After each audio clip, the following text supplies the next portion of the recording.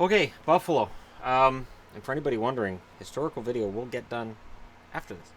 Um, Buffalo's had a rough ride. They haven't made the playoffs in 7 years. And this past season, they had 62 points. Buffalo's a tricky team because they've added so much in the offseason. And there's some optimism, and rightfully so. And yet, for me, I don't know that this is the year or if it's next year. Eventually, Buffalo has to break out of this, right? They have to. Like Carolina, Edmonton, Arizona, these teams, they eventually, one of them has to break through and stay good, right? They'd have to. They made playoffs 29 out of 48 seasons, which means that it was 29 out of 41 until this dry spell hit. Housley, this is his second year as coach of the Buffalo Sabres. This is, of course, in Jason Botterill's second year as GM as well. This is a team that doesn't have a Stanley Cup. I almost consider it like the curse of 1970 in that both Buffalo and Vancouver have been close but never won it.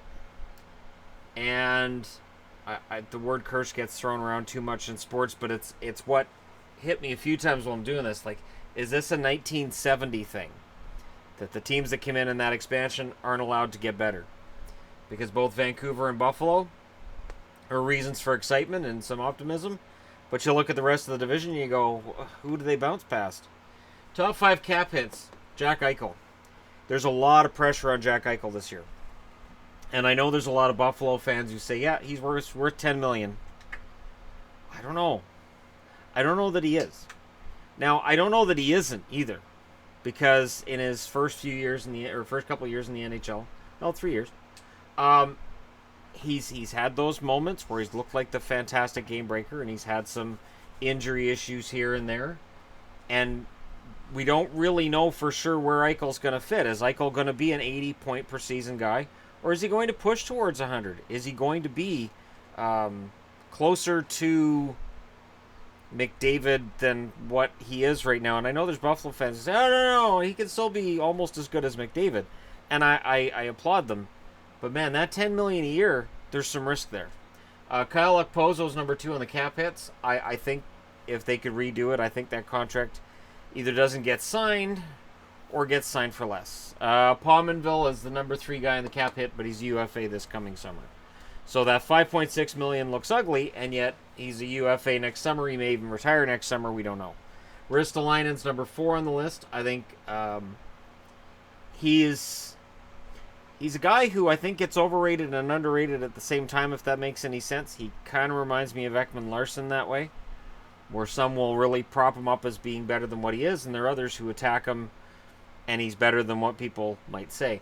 Bogosian at number 5. I've never liked the Zach Bogosian contract. I don't know that I look at Bogosian and see a top 4 defenseman. I don't have him listed in the top 4 because he was injured at the end of the year, and with Bogosian, you don't know what you're getting. Plus player, I picked Middlestad, and I know Middlestad's also rookie, and this is part of the issue for Buffalo for me. There are rookies who are being counted on to play key roles, and they could all come through fantastically. They could all play great. But it's really hard for me to project that these rookies will make this team better than that team with established veterans. It's tricky. Minus player, I could have gone with Okposo. That would have been the easy one, but it could be Sobotka. And I say it because coming into last year, I was really excited he was coming back to St. Louis. I loved Vladimir Sobotka. I thought he was a great player, and he did not have a good season. Now he's got a fresh start. Can he, with the fresh start, turn it around? I think he can. I still believe in him. I miss him in Boston, but we'll find out pretty darn quick. Top 6 forwards, Sherry. Buffalo fans, it's important to understand it's not Connor Sheary. We called him that for years, and then he corrected us via media interview where it's pronounced Sherry. That's how he pronounces it.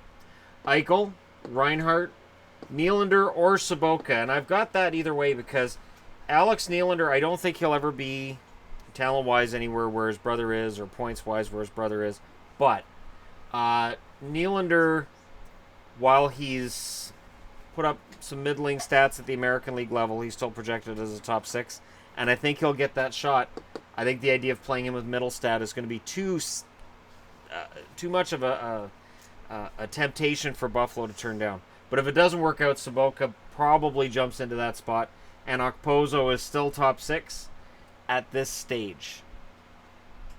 Now, this top 6, I'm not completely sold on it. Sherry had a down year. Now, we know Connor Sherry with Sidney Crosby had a couple of very good seasons. He could very well have a bounce-back year with Jack Eichel. That's kind of what Buffalo's banking on. On the blue line, it's Dahlin and Ristolainen. Then it's Scandella and either Beaulieu, Hunwick, Nelson. Does Casey Nelson pick up where he left off last season? Does he get that number 4 spot? There's others wild cards in this. Evan Rodriguez isn't on the board, but I like the guy a lot, and it would be interesting to see if he makes it. Now, of course, if you're a Buffalo fan, odds are you don't want Beaulieu on the team, much like Montreal wasn't impressed with him either. But I'm not sure that Hunwick is a top 4 guy. Nelson could be. Nelson could end up being the guy who steals a top 4 job. In net, you've got Hutton and Ullmark. That's a question mark for me because Hutton's never been a starter in the NHL, and Ullmark, while he put up very solid stats at the American League level, and they've been grooming him for this spot now for a couple years, and they're excited about it, I don't know. I don't know that Ullmark is necessarily going to be the guy. I've got him on potential rookies, even though I don't think he qualifies as a rookie this coming season. Additions, and this will explain why I have him as potential. Well, I should just put rookies here because Dahlin's making the team, Middlestad's making the team, and Ullmark is as well, unless. Now, the additions are Sherry, Saboka, Berglund, Thompson. Thompson's a wild card, too. If he starts to show why St. Louis thought of him highly as a draft pick, he could make a difference as well. Dahlin, Hunwick, Hutton, Wedgwood. Scott Wedgwood comes in. Wedgwood, I see him as insurance as a number 3 guy who also could potentially be a number 2. So if something happens this season, Wedgwood steps in as the backup, or if Ullmark doesn't have a great training camp, that kind of thing. I also, there's other players you could throw up here. And this is kind of the thing with Buffalo. You've got this sort of mixed bag. They're young players. For the most part, they're younger players. They're talented players, but we don't really know what they are yet. Even if Buffalo has a good season, they had 62 last year. If they played 500 hockey this year, I think people would be happy with that. That would show some upward momentum, 20-point improvement in the standings. But that's still not playoffs. And while Colorado moved from the bottom into a playoff spot, this doesn't feel the same as Colorado. Colorado had some pretty solid guys. McKinnon finally broke through. And,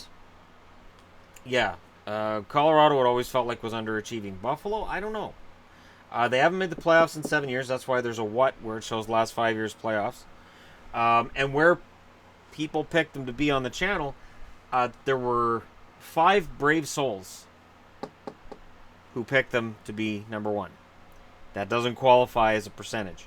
0.1% for second place, 1.3% for third, 10.4% for fourth. And I think part of what we're seeing with Buffalo is the excitement of Dahlin coming in and Middlestad coming in, and Eichel should be healthy, and Reinhart finally looked like Reinhart in the second half. All these things add up, and if Nylander can get that spot in the top 6, they can move up. I think there's a lot of optimism there. And obviously this is a Tampa-Toronto-Buffalo situation, or Tampa-Toronto-Boston, or Toronto-Tampa-Boston, whichever point that ended up being, whoever ended up being number 1 on the list. And then Buffalo seen as number 4. But I don't know that I have them at number 4. There are teams that need to jump past, and I don't know that I look at the entire roster and say that they're leaps and bounds better, or that I would slot them ahead of them. I do see improvement. I do. But when I look at it, I could see them ending up being about 78 points. I could see them being in that range. I can't see them being at 62 points. I remember at the stage last year where Buffalo and Arizona were fighting over who was worst, and then it became Buffalo and Ottawa seemed to be fighting over who was worst, with Vancouver saying, hold my beer. But then Vancouver had a decent run the last 10 games of the year. And, I think Buffalo will be better than that, but I don't know how much. And I'm picking Buffalo to finish 7th in the division. So I'm only with 10% of the vote. 25.6% of the vote had them in 6th. 47.9% of the vote had them in 5th. So the channel officially has them in 5th place. But it's close. For me, anyways. Could they finish 5th? Absolutely. That 47% could be 100% right. But when I look at it personally, I can't. I can't get there. There are a lot of reasons why I'm going to be wrong. Hutton comes in, he's lights out. Dahlin comes in, he's automatically a number 1 defenseman, and he gives exactly the kind of puck handling skill that they've needed to get the puck to these forwards. And guys like Mittelstadt, Nylander, Eichel, Reinhart, and Sherry all have fantastic years. Sherry bounces back big time. Ristolainen becomes a better defenseman because he doesn't have to be the guy every night. Now he has somebody to share that load with. I like Scandella, but he's not a top 2 defenseman. And before Dahlin, he projects as a top 2 defenseman, and I just don't see him there. And, when you start seeing guys get pushed down to where they should be in the lineup, that's a sign that things are getting better. But I don't know that I see Buffalo's being there yet. Anyways, there you go. Buffalo Sabres. Watch them. Be wary of them. Take them lightly at your own peril. And yet at the end of the year, I do see them as being one of the lower teams in the standings, but they're getting better. They're getting there.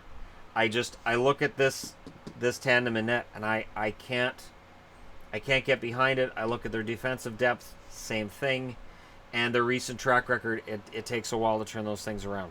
There are occasions where a team will just blast its way up the standings out of nowhere, but it's not something I want to bank on. Not when I'm doing these kinds of predictions. Anyways, let me know why I'm wrong in the comment section below. Don't forget to hit like and subscribe if you're browsing your way through. You just happened upon this video. And I'm going to say this to Buffalo fans. I want to be wrong. I want these guys in the playoffs. I want them to do whatever they got to do to get to the playoffs. It would be great to see the Buffalo Sabres back where they belong in the playoffs. This was a very proud organization when I was growing up. And it's sad to see how far it has fallen and how long it stayed down there. Let's see them start building themselves back up. Thank you guys so much for watching. Hit like and subscribe if you're browsing your way through. You just happened upon this video. I'll talk to you again soon.